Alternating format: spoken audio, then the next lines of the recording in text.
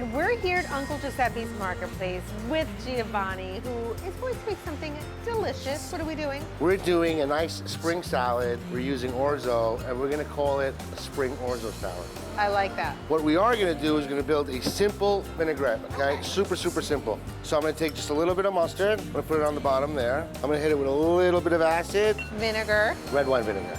Red wine vinegar. A good amount of pecorino and a pinch of oregano. I'm gonna mix, and then I'm gonna ask you if you could add that oil.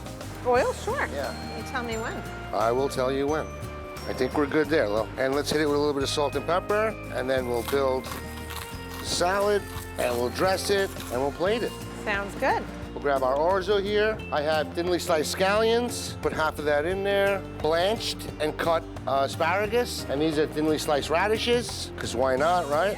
And spring peas. I'm gonna put all of it in there. Because it's spring. They spring. deserve the most. We'll give this a quick little toss. So we're just gonna give this dressing another little mix, and then we're gonna pour all of it right in. And give this a little mix. Ooh, this looks great.